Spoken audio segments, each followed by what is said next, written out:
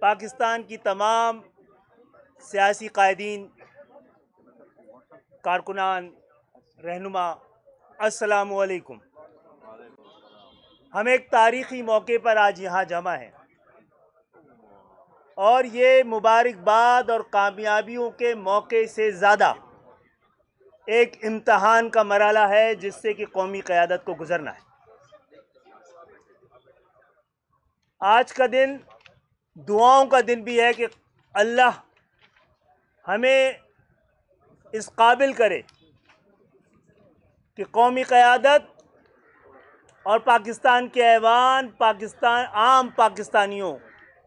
کی خواہشات کا آئینہ دار نظر آئیں۔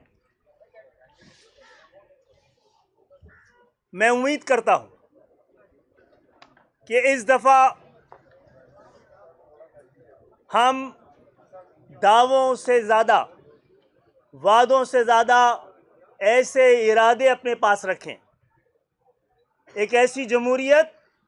جس کے ثمرات عام پاکستانیوں کی دہلیز تک پہنچانے کو ممکن بنایا جا سکے۔ ہم بھی انہی امیدوں کے ساتھ آپ کے ساتھ شریک سفر ہوئے ہیں، لیکن تاریخ گواہ ہے اس مرحلے پہ کہ ہم نے آپ کے ساتھ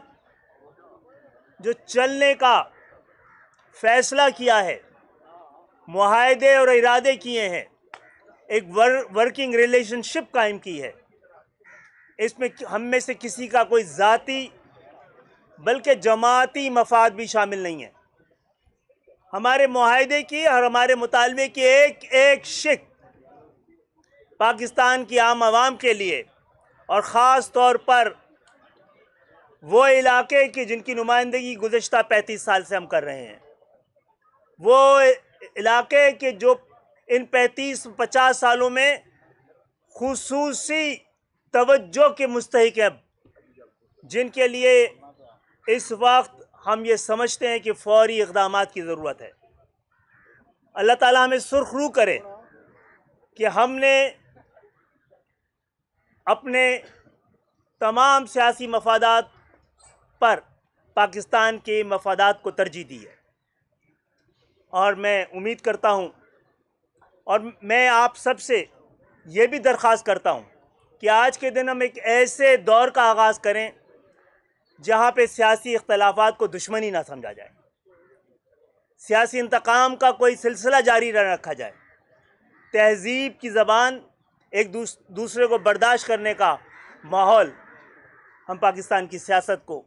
جمہوریت کو اور پاکستان کو دے سکیں۔ میں اس موقع پہ آپ سب کی آمد کا شکریہ ادا کرتا ہوں اور درخواست کرتا ہوں پاکستان میں اپوزیشن کے قائد جناب میاں محمد شہباز شریف صاحب سے یہ بات کریں۔ بہت شکریہ۔ بسم اللہ الرحمن الرحیم۔